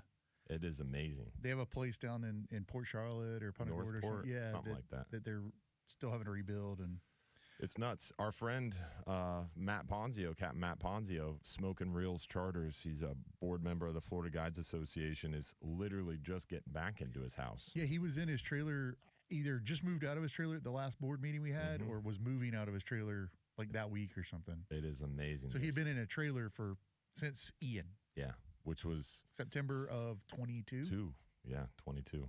It's nuts. Man, that's going crazy. on almost 2 years. Those folks are still trying to recover from Hurricane Ian.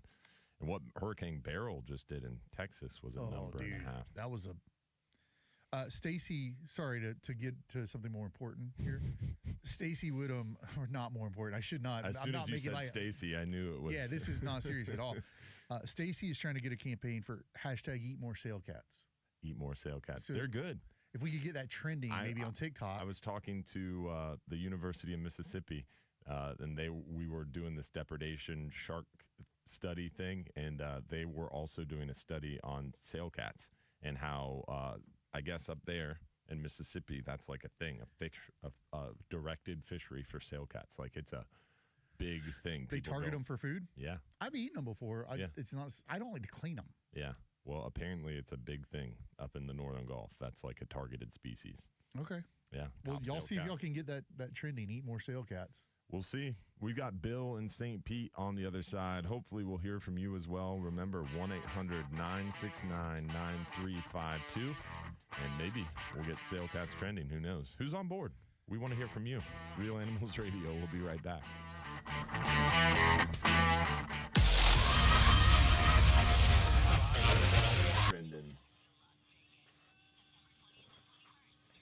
I've heard the best lure for sail cats is a Booyah purple, lipless crankbait. royalty purple lipless crankbait.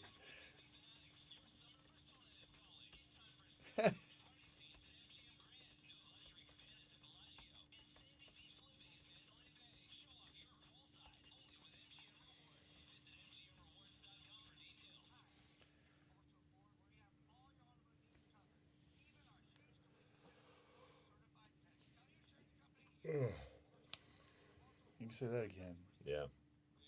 I'm going to Okeechobee tonight. I'm speaking at the Florida Airboat Association's Unity event. Nice. Isn't your dad an airboater? Yeah. Is he coming? Is he going to be there? No, he's in Michigan right now. Yeah, he's in Michigan all month. I thought he was a diehard airboat guy now. Big airboat guy. He's a big airboat guy. I wouldn't call it diehard, but he knows those guys. I tried to talk him into doing that rally thing that they did, but Yeah, he's a big Yeah, guy. the something run. Yeah. Freedom. I don't know. But all I know is it was like a crazy airboat trek. Yeah, like 500 people or something, Yeah. 500 boats. Yeah. Like, it's a lot. It sounded cool. It's like a motorcycle rally. But I with couldn't be airboats. at that. Yeah. But tonight they're going to have 400 or 500 people in Okeechobee. Dang. So they've asked us to come speak on Yes on 2, so I'm excited about that too. That would be cool. No watch today? No, it's charging right here. I took mine off. I was like, I'm going watch free. No, I can't go without it. I'm addicted to the health data. I check it constantly. Every day. Right now, all I'm day. working on my resting heart rate, trying to get it lower and lower and lower. What's it at? 55 to 53 is kind of where I've been settling. But now I'm trying to get below. That's 50. pretty good, though. Yeah. It comes down to keeping myself calm. That's the challenge. Because, like, during the day, all of a sudden, you'll be at, like, 68 because you're working on this, working on that, jumping around, drinking coffee. You gotta take a second and breathe. Get it back down. Did I tell you I quit coffee? Ew.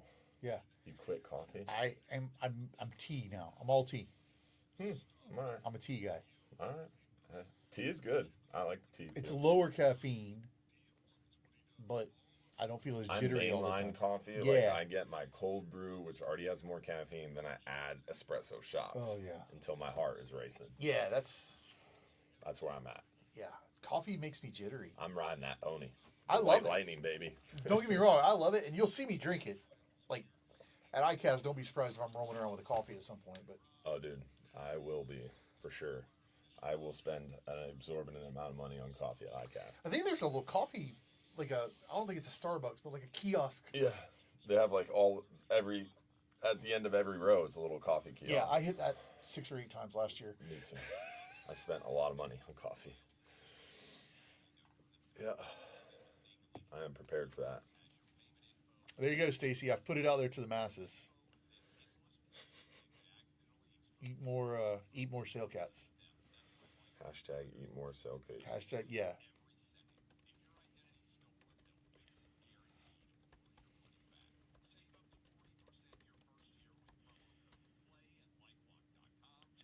I want to know how you, Chad, I want to know how you scallop off an airboat. Like, I didn't think about that earlier, but do you just drive out there and then you just swim out from the airboat? Like, you're not dragging people behind it or anything. I don't get it. Sounds fun, though. You don't have to worry about running anybody over. If Chad's doing it, it's a good time. If you have power at your booth, just bring a coffee pot. I do have power at my booth, for sure. For sure. I plan on sharing that power with... I feel like if you started brewing coffee at one of your booths, that would create a problem. I think so, too. Yeah. Like a problem. Yeah. Everybody would be like... What does that smell? Yeah. In a room full of fishing guides, fresh coffee brewing. They have, like I said, those little coffee kiosks at the end of almost every aisle, and there's always 10 people in line. Always. It's crazy. Yeah, I got to... Last year, when I'd walk by, if there was no one in line, I stopped. Yeah. But I think that's why they don't let, like, wagons in there. They're trying to keep everybody paying. Hubbard's Marina. Now your captains, Mike Anderson and Dylan Hubbard. We're back. Bartow Ford Real Animals Radio Show. Want to make sure we give a shout out to our friends over at Affordable Roofing Systems. Whether you need a shingle, metal, or tile, or flat roof, our friends at Affordable Roofing Systems are your safest choice for repairs or replacements. With over 3 decades of roofing experience, let Affordable Roofing Systems guide you through this important process. They're defined by integrity, respect, and honesty, and they have a personalized and professional approach to doing business. Call 888-397-ROOF for your free estimate or visit them online at affordableroofingflorida.com. With that, we got our buddy Bill in St. Pete on the line. What's going on, Bill? How are you today? Hey, Bill. Hey, how you guys doing? Doing well, doing well. Another day in paradise. How about you? Doing okay. Hey, listen, so I used to be a saltwater guy. Now I'm a freshwater guy. I'm out here right now. I'm a professional at fishing the gray area, I like to call it. Okay. Normally people go the other way, though, from freshwater to saltwater. I know. I used to, Terracea and all that. Bishop's Harbor used to fish there a lot, but I don't know. I just freshwater is just my thing, man. That's my addiction. You've matured. That's what we say. You've matured. Yeah, I don't know. But hey, listen, I still care about the salt water. I still care about all the the things that you guys talk about. I still listen. Yeah. My biggest thing, and I'll get off the phone, but my biggest thing is littering, man. I fish Amen. a lot of apartment complexes. I fish like right here. I'm off the interstate in Pasco, near an outlet mall. Just pick up after yourself. That's the biggest thing. I don't know. Maybe it's because I feel guilty about fishing in an area maybe I'm not supposed to, and I want to, but I still like to pick up. Dude, I just can't believe how people leave stuff everywhere. Yeah. But that's all I got. Fishing's pretty good right now if you can stand the heat. Amen. Sometimes the other day I fished in the rain at a golf course and did real well. Well, if it's raining, that's when you can sneak into the golf course and fish, right? Absolutely. I was fishing the other day up in Tarpon. It rained for 2 hours, and the fishing was actually really good on the golf course. Do you happen to have a Booyah purple lipless crankbait with you? Listen, all I thought was a rattle trap and a Senko. That's it. A blueberry Senko and a rattle trap. So there it is. I love those Senko worms. And the tree, it's probably mine. What brand Senko? I use a bitter from over there in Lake Mary. I buy them in bulk. All right. That's Dylan's. Purple with a little blue tail. That's the only freshwater bait Dylan knows. Yes, that's it. I have a one-trick pony. If they're not hitting slow, they'll hit something fast. That's usually what I try. Hey, listen, I'm gonna get off the phone and I'm staring at lily pads right now. So all right. Good call, buddy. He's itching. All right. We'll let you go, Bill. Thanks for the call. All right, guys. See you, buddy. Right, yeah, trash is a huge problem. Huge problem. It is like some areas looks like a third world beach, man, because all the trash that's floating up. So we got to do a better job. I saw a cool campaign the other day. I don't know who was doing it, who was behind it, but the campaign, the idea was everybody needs to make a 5-gallon bucket with a trash bag in it, like part of their boating apparel or part of their boating trip. Like we have our cooler, we have our beer, we have our 5-gallon bucket with a trash bag in it. Throw a little bungee cord around it so the bag's not going anywhere, and that way, if you see trash, if you have trash, you're making sure it doesn't go outside. We don't have a caller on, do we? No. All right. Well, this is a great segue because she said she's offshore. Mm-hmm. We should talk about the CCA Florida Star Tournament because that's one of their divisions, right? The trash. They have a trash division. You get points for picking up trash. So yeah. I feel like in honor of the Hall of Famer, we should at least talk about the Star Since Tournament. Captain Lisa is offshore and unable to call in. Yeah. Like what you're saying is you should sign up for the CCA Star Tournament. That's exactly what I'm saying, Dylan. You can go to ccaflorida.org and sign up for the Star Tournament. It runs through September 2nd. There it is. And they do, it was a good segue, though, because they do, a trash they division. encourage people to pick up trash and you can get points. And I love a good trash division. Yeah, I love a good trash division, too, man. That's pretty legit. That's the one thing I can compete in. In Madeira Beach, we have the thing called the Trash Pirates, and it's so cool to see parents out there with their kids picking up trash and getting them started young, and definitely fun to do. And I've done that with my kids before.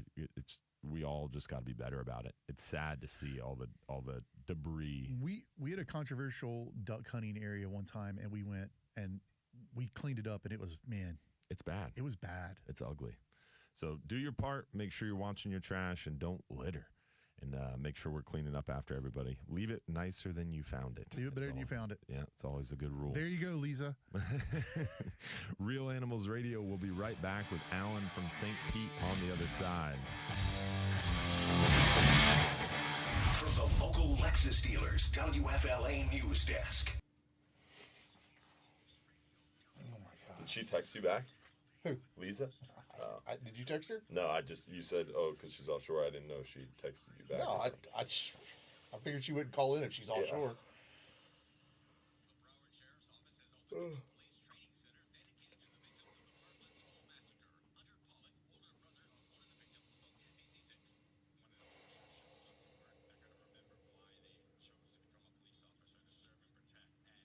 This book, it's called Breathe by James Nestor. I bought that book. I just haven't read it. Yeah. I told you about it, right? Yeah, I just haven't read it. It's You sitting on gotta read it. my to read pile. Gotta read it, bro. I may take it to ICAST. The Kindle was my answer. It was a struggle to keep up with all the books, and you're carrying 2 books with you. I hated it because my biggest fear is you finish a book and then you don't have another one to start. So the Kindle has been like the answer. The other day, someone gave me a book, and they're like, "Read this." And I was like, "Oh, this is a really cool book." I started reading it, and I was like, "Screw this," and I went and bought it on my Kindle. So I had a free book, and I ended up putting the book to the side and buying it on my Kindle. I have a problem. I also like audiobooks, but I am very picky about the reader. Whoever's reading it has to sound like the author to me or something. I like an audiobook, but my problem is when I'm listening to something like that, I can zone out so easy, and then it's hard for me to absorb it. If I read it, it's like sticks with me. Kind of like in high school. Like I was blessed. I didn't have to really study as long as I was in the class, attending the class, and maybe jot down a note or two. As long as I was listening, I was fine and engaged, you know. But yeah, if I just listen to a audiobook while I'm driving or working out, not much of it sticks. That's why I like podcasts, because I feel like a podcast is a little bit more entertaining and can kind of hold my attention better than a book. Agreed. If I'm just listening to a book, I zone out and start thinking about I just did a podcast this week with a guy from over here somewhere. Yeah. Yeah, you should do it with him. It's Blue Cord, or I think it's called the Outdoor Stuff Podcast. Blue Cord Outdoors, but I thought he was really good. It was interesting. Like we were talking on too, but like he was. I thought he was a really good host. Obviously, he had good equipment and yeah. That's cool.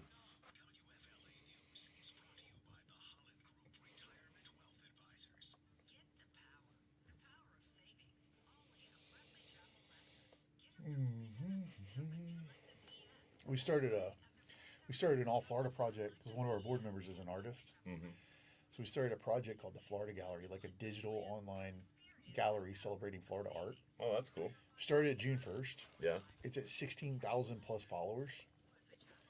She's already had a reel get over 1 million views, like in the first month. Wow. Like on art. That's crazy. It's insane. So like, that's cool. And she's going on vacation tomorrow, so I'm monitoring that the week of iCast. Nice. Sounds right. Yeah. Her short time.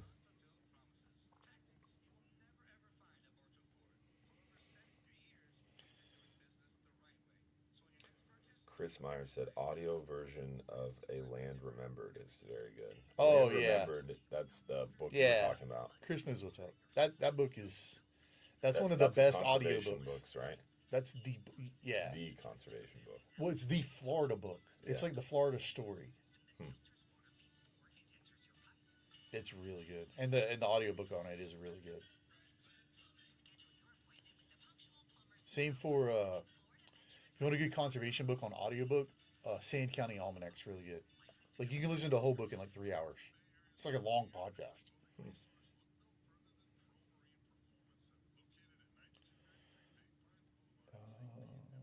And it's not a story necessarily, so like it's 10 chapters or something, so each chapter is not that long, and you can listen to them almost individually.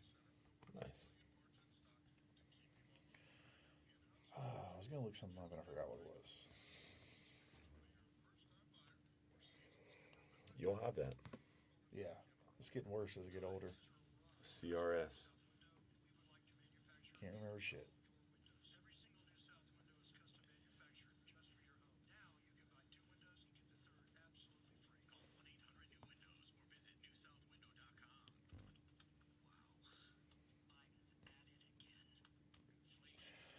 You guys getting over there Tuesday? Yeah, Tuesday afternoon probably. Okay. Do you know what time you can set up Tuesday? There's like a rule on that too. I'll check it. There's a lot of rules, man. Dude, there's a lot of rules. I guess it makes sense though with how many people they have coming. A lot of rules.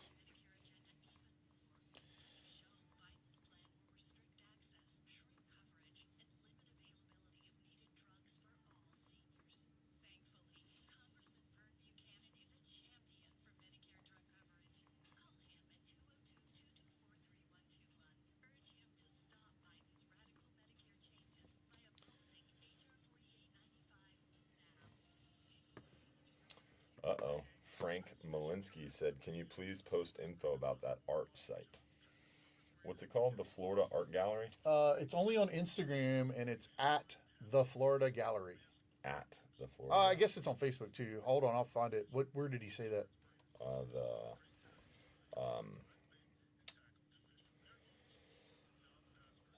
The Real Animals stream.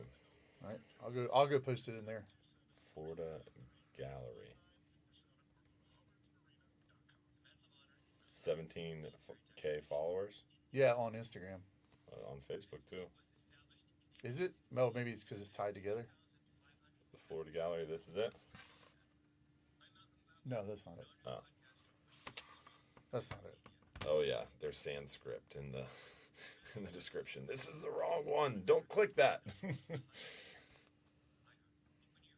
Why does the Florida Gallery have Sanskrit?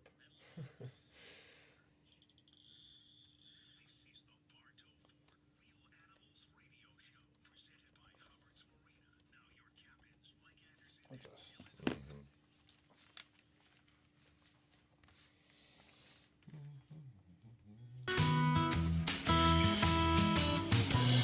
I love that intro song. It reminds me of the original show where he had that song that came in. It's like Take Your Wife Fishing and She'll Outfish You. Yeah. You know what I'm talking about? Yeah, like way back in the day on the TV show is what you're talking about. The original jingle. Yeah. It brings me back every time. We want to make sure we give a shout out to our friends over at Power Pucks, the world's first power supply trolling motor quick release bracket. Eliminates the needs for an exterior power plug, which can snag lines, corrode easily, or just be an eyesore, cluttering up your deck. Go to PWR-PUX Power Pucks and find out for yourself why many of the pros are making the switch over to Power Pucks. We've got Alan from St. Pete on the line. What's going on, Alan? How are you today, buddy? Hey, Alan. I'm doing well, gentlemen. Good morning. Good morning. You guys have got me thinking about reliving my youth and touching base with my freshwater side again. I haven't done that in a long time, so now already this morning you got me ordering lipless crankbaits, and I'm thinking about some retention ponds I might want to hit because those are gold, man. I feel the like biggest bass I ever caught. Do you got like a growing up. free pass if like you get caught jumping a fence to fish? No, I feel like you got to get out of jail. It's a different. Yeah, no, you get fired. That's a different thing. Oh, I live vicariously through my son. He's been doing the golf course thing lately. Although he had a little altercation on our little ritzier golf course the other day. It's good to be a minor. A security guard broke one of the kids' rods. Oh. He was trying to take the kid's rods from him, and he broke the kid's rod. That's Fortunately, it wasn't my kid's rod because I'm afraid I might have had to risk the job. Might have gotten fired on that one. Well, technically you are trespassing, but when you're a kid, some of the best memories I've got are sneaking on the golf courses and 100%. hiding in the woods until the golfers are passing and go out and snag a 5-pound bass out of this little pond you can cast across and then hiding back in the woods waiting for the next group to go by. It's great to be a minor. I'm thinking about actually getting a little retractable rod and stashing it in my golf bag. Oh yeah, there you go. I see a lot of beds on the golf course I play. There it is. I grew up in North Florida around Jacksonville, and my go-to bait when I was a kid was a number 3 Mep spinner minnow. Ooh. And Mep's Comet minnow, and I got to go see if I can find one of those because I used to tear the bass up with that thing. Oh, it's like an inline spinning bait. Inline spinner, yeah. It's got a little plastic minnow on the back, and I used to kill it. I used to crush them with that. Or a jointed Rapala. Ooh. About a 3-inch mullet pattern. Yeah, the joint that seems to be a popular option in freshwater. The jointed baits. I mean, I don't know why I haven't done that in probably 30 years, and I got to revisit that. Well, if you're like me, you touch your freshwater tackle box so infrequently that all that stuff's probably still in it somewhere. And it doesn't rust. You know what? It probably is. Yeah, it probably is. You'll pick up that Meps, though, and the plastic on it will, like, disintegrate in your hands because it's broken down by now. When I was a kid, I used to squirrel hunt and shoot squirrels just for the tails so I could send them to Meps for, like, a dime a piece. Yep. That's how I made a little walking around money back in the day. They still do that, actually. I think if you collect 100 tails, they'll give you a bag of lures or something. I forget what the thing is, but they still will do that, or $10 or something. Yeah. Because they make them for flies? On the back page of Field and Stream. Yeah, they do. They take the not for flies, for like spinner, like hair on spinners and stuff. Like, yeah. They use squirrel hair? Yeah. Squirrel hair. Yeah. Interesting. Learn something new every day. Freshwater fishing. It's a whole different ballgame. What's interesting to me is I attended this summit about fisheries in general, and they kind of broke down fisheries. And if you take like the universe of fishermen, like 70+% are freshwater fishermen. And there's only a very small, like 25% of people who call themselves fishermen fish in salt water. And less than 1% are offshore fishermen. And then people who fish beyond 50 miles offshore in salt water is like less than 1%. Yeah. It's like 0.035%. Yeah, we're trying to get you mainstream. Isn't what that we're really crazy? trying to. We're trying to bring you into the to the people. I'm under the 1%. Okay, here it is. Squirrel tail pricing. Squirrel tail pricing. All right. 25 cents a tail. That's crazy. I feel like I just stumbled upon a new business. Yeah. It was only a dime when you were a kid. Now it's 25 cents. Yeah, you send in 10, they send you $1. They send you a check for $1. Yeah, here you go, man. Full usable tail is 25 cents each. So, there you go. Whoa. And don't remove the bone. Key to remember. That's literally, there's a huge headline that says don't remove the bone. There's a photo too. That's hilarious. Wow. Wait. Yeah, blast from the past. Well, we appreciate you, Alan. Thanks for giving us a shout and sending us down this squirrel tail rabbit trail. But hopefully your son has better luck on future golf courses. Yeah. All right, fellas. And remember, if you wear a dress when you go offshore, you're like now down less than the 1%. Well, I don't know where to go from that. But thanks, Alan. Thanks, Alan. Y'all have a great one. See you, buddy. Always a pleasure to hear from y'all. Remember, you can join the conversation, 1-800-969-9352. It has been an interesting morning for sure. You never know what you're going to hear. I bet when you got up this morning, you didn't think we were going to be discussing squirrel tail sales to a freshwater tackle company. What I'm interested, I mean, we've heard now a couple of people that have made the switch from saltwater to freshwater. And it's, to me, I've always heard the switch back. Well, and funny enough, are you counting Ron as one of those people? Because Ron said he used to own a tackle shop in saltwater, and then he moved to inland. Yeah. Yeah, I believe Gandy Bait and Tackle used to be Ron's shop, I believe. So here's my take on that. Mm-hmm. There are stages of a sportsman that you go through. Evolution of the sportsman. I love that. I think they've never correlated that to fishing, but fishing and hunting are so similar. Like, it's got to be some overlap there. I believe that you go back to your roots to some degree. Mm-hmm. So whatever you started with, you'll come back to. Like, I've freshwater fished more in the last 2 years. Part of that's because of proximity. Yeah. But for a long time, I had no use for freshwater fishing. Like, it was kind of boring to me relative to saltwater. Mm-hmm. Like, a 2-pound bass versus a 2-pound snook was no contest. I'd rather catch the 2-pound snook all day long. Yeah. But in the last couple of years, I think I've just had more opportunity. You know, I'm up and down the road so much, so I can stop at this pond or this canal or whatever and catch a peacock. And that's what the thing about freshwater fishing is. It's so accessible. It's very accessible. Very accessible. Pull over anywhere. The lures are very widely accessible. I mean, you don't need big tackle. It's much easier to get into. The barrier for entry is low. Yeah. Most of the time, it's shore-based, you know, whereas saltwater is you need a boat, you need this, you need that. It gets pricey quick. I mean, there's a lot of saltwater anglers who do great from shore, like the folks in the Skyway Misfits. I mean, they catch crazy fish from the Skyway fishing pier, so I'm not discounting that by any means, but a majority of saltwater angling happens from boats, whereas freshwater, I would say a majority happens from shore. Yeah, of that 70% of freshwater fishing, I bet you half of it at least is shore-based, maybe higher. Yeah, it's interesting. Super interesting. Cool stuff for sure. Good time to get out there and bass fish. You just got to look for that moving water for sure. And just like saltwater fishing, we're looking for moving water. We wait for those tides. Freshwater, you're waiting for the tide created by freshwater influx, rain. When I was a kid, I won't say where, but I grew up in Polk County. There was an outflow when a certain lake got a certain level.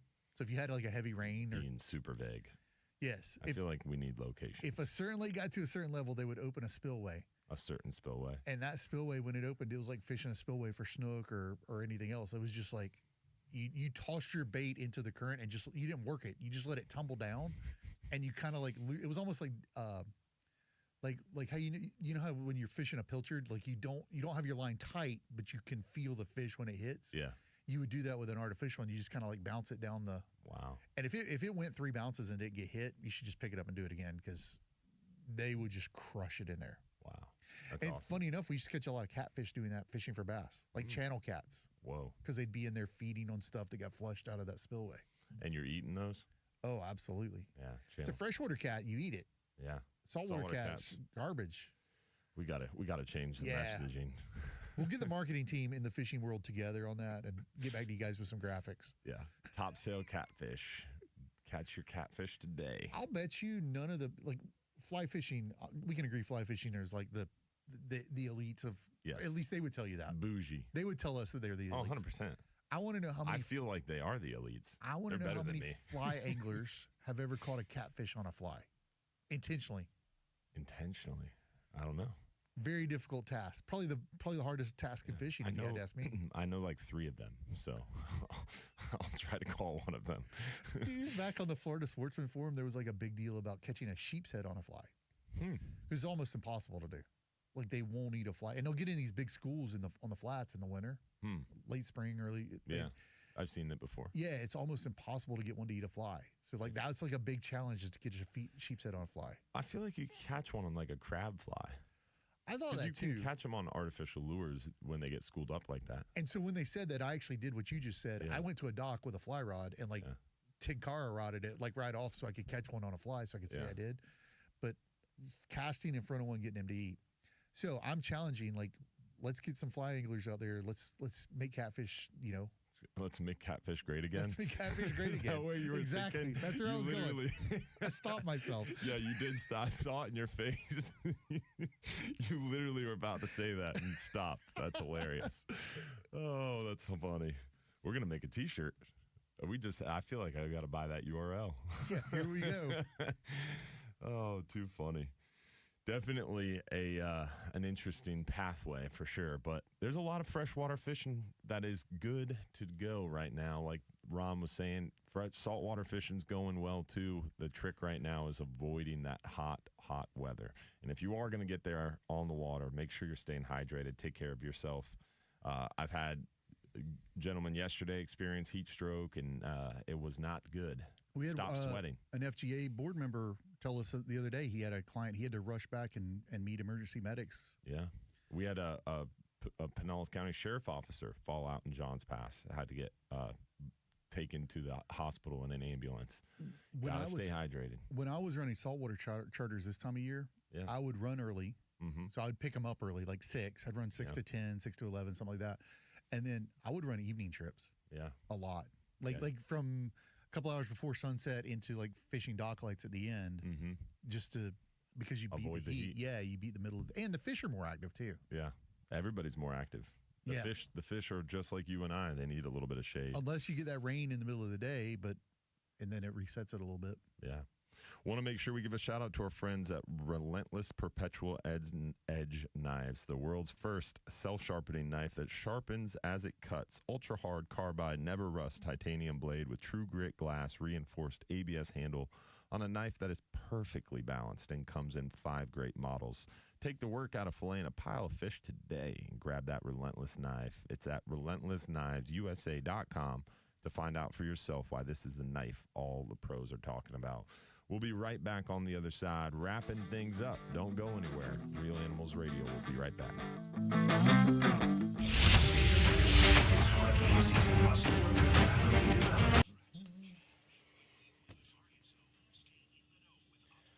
Like I wonder if, like for you, like you grew up around saltwater fishing, so for you, you almost see it now. Like it's more about going down to the dock with your kids and like you know what I mean. You get a lot of enjoyment at. Yeah.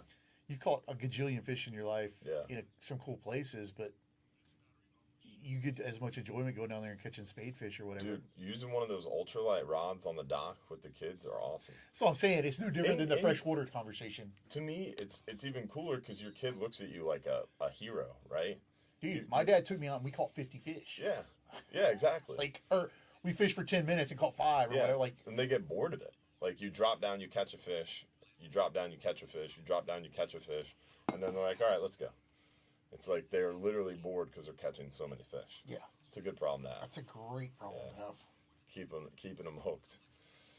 Make sure the sabiki rig, the size 16 hook and the little piece of shrimp, it is hard to beat. Yeah, they love it. It's fun. I And they'll talk about my son's like, Dad, tomorrow when you're home, can we go fishing?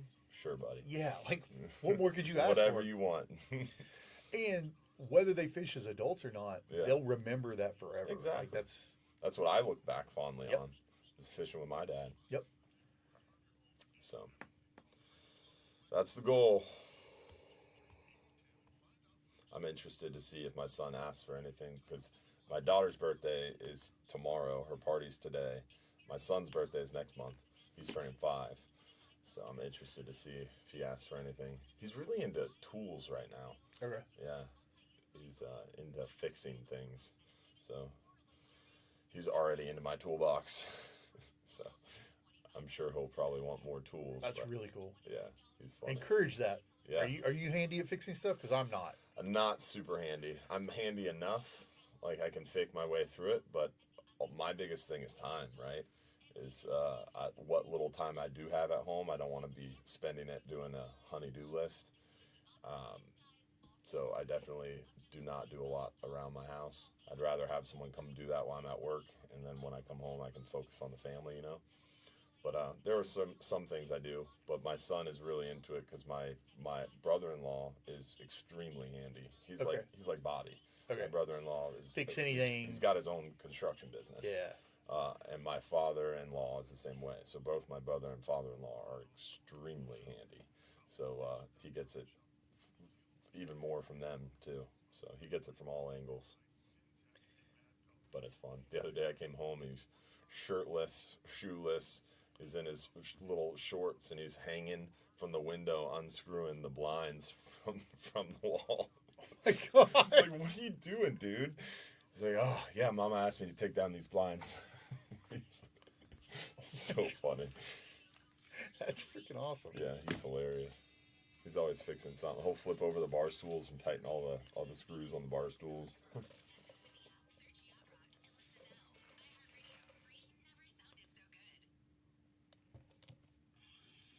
Is that us? Yeah.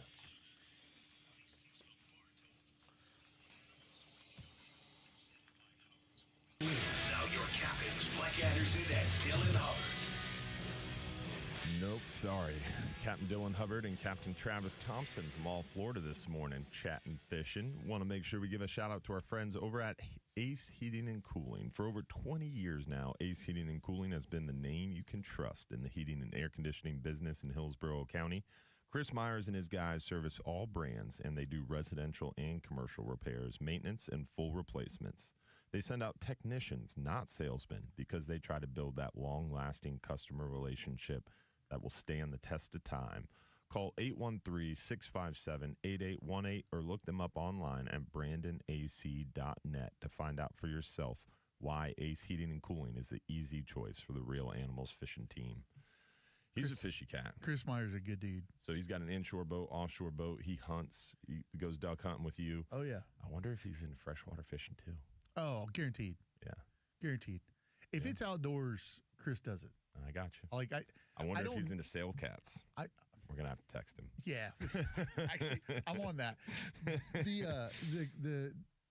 I'm pretty sure I've seen Chris like lobstering and stuff. Like he gets after it. Yeah. If it's outdoors, he's gonna do it. I'm in. That's how you do Florida, right there. Yeah, a little bit of everything. Yeah, you just got to cover all the bases. Yeah, we got a wide breadth of things to do in this beautiful state.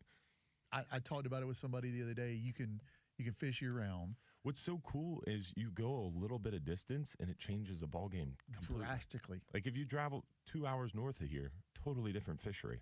If you travel 2 or 3 hours south of here, totally different fishery. There's not another state in the country you can hunt an animal in Florida 9 months of the year. In 9 months of the year. So there's only like 2.5 months you can't hunt an animal. And that, I guess you could hunt like squirrels, pigs or something for their tails. So well, there's a squirrel season, but there's a squirrel season. Oh yeah, you can't hunt squirrels. I mean, I think you can hunt them on private land year round. Same with hogs. But you know what I got? I got an agricultural land. I can hunt 24/7, baby. There you go. Yeah. Well, as long as it's within season on certain species. Superfluous. Oh my gosh, we're going to jail. Straight to jail. Anyone to FWC, that is Dylan Hubbard at hubbardsmarina.com. Entertainment purposes only. Mike Mahoney taught me that. But no, man, like, and then stack fishing and on top of, and when we think fishing, we think offshore or we think inshore. Yeah. But stack bass fishing, like, it's the bass capital of the world. Yeah. Like, people talk about the Florida strain of bass. I didn't know this, but like Florida is like world renowned bass fishing. Yes. Yeah. Yeah, we've made like rules at FWC. I say we, like stakeholders, we worked on them with them, but made rules to about exporting our bass DNA, right? Well, yeah, like we're okay with you taking it. We don't want you bringing something in to mess it up. That's kind of the, like, we're okay if California wants some Florida strain DNA or Tennessee wants Florida strain DNA. What we don't want is some northern strain DNA. We don't want your Yankee DNA. Yeah, in our get bass. mixed in here. Don't carpet bag our bass. That's amazing. I love Florida. It's so much. Every time I learn something new about Florida, it gets cooler. It is, man. It's the best. It's wild. So how would someone look up All Florida if they wanted to get involved? allfla.org or allfla.org on the socials. You can find me, Travis Thompson. And if you look up allflorida.org, if you go to Florida Guides Association, even Hubbard's Marina, make sure you check out the Right to Hunt and Fish. We've got it on all our websites. We need everybody to get on board. Vote yes on 2. Amendment 2, it'll be on the ballot in Florida November 5th. We need support. I think all of our websites have the same. It's R2FH, right? Yep. Florida-guides.com/R2FH. Same thing at hubbardsmarina.com. Same thing at allflorida.org. R2FH. Very important. Check it out. It's got all the information there. And we'd love your support. We need people talking about it. That's the big thing for sure. Talking about it, sharing it with their friends, and making sure we gain and garnish the support. Essentially, it enshrines the right and hunt to fish in our Florida Constitution. We'll be the 24th state to do it. So this is not something new. It's something that's been going on across the entire country. So we'll be the 24th state to do it, and essentially what it will do is it won't take away any power from FWC. They'll still be able to manage fisheries. It's not going to open up some crazy door. It's not going to undo the net ban. Don't believe the rumors and the misinformation that are being planted by the opposition. This is simply the right to hunt and fish. Which gives us, the people, the right to hunt and fish, which, again, it doesn't take away any regulation or anything with FWC, but at some point, well, long term down the road, if it becomes an issue where people are like, we need to close hunting or we need to close fishing. Nope. We have that right. Yeah. It's a proactive approach. Yep. That's all it is. Yeah. Interpretable language. Interpretable language. That's the right. You can also go to yesonthenombers2florida.com. Yeson2.com. That's the actual political website that you can go to, and it's pretty similar stuff. But you can see all the supporting groups down there, and basically anybody who's anybody in conservation or fishing is supporting it. Amen. Well, don't forget, if you're too busy to go fishing, you're just too darn busy. Weather's beautiful. Everything's looking good. Fishing is hot. Hopefully we'll see you out there on the water. But it is hot. Stay hydrated. Stay safe. And check out the live stream show tomorrow night, 7:30 p.m. on the Hubbard's Marina and Real Animals Facebook streams. Hopefully we'll see you next week for another episode of the Real Animals radio show every Saturday morning, 6 a.m. to 8 a.m. Thanks for being a part of the Hubbard's Marina and Real Animals family. We'll see you next week. The preceding program was paid for by Real Animals Fish. Crushed it. Thank you guys for being a part of it. We appreciate you all for listening in and hanging out with us this morning. Hopefully we'll see you next week. Hopefully we'll see you tomorrow night for the live stream show. And hopefully you guys will get there out on the water, catch and keep some sail cats. Let's start a new trend. Let's do it. And if you're at ICAST, come by and see All Florida or Florida Guides Association. We'll both be there hanging out. Yep. If you want to hang out with Captain Travis Thompson, you have no shot. He's very hard to keep up with at ICAST. I am very accessible at ICAST. He's lying.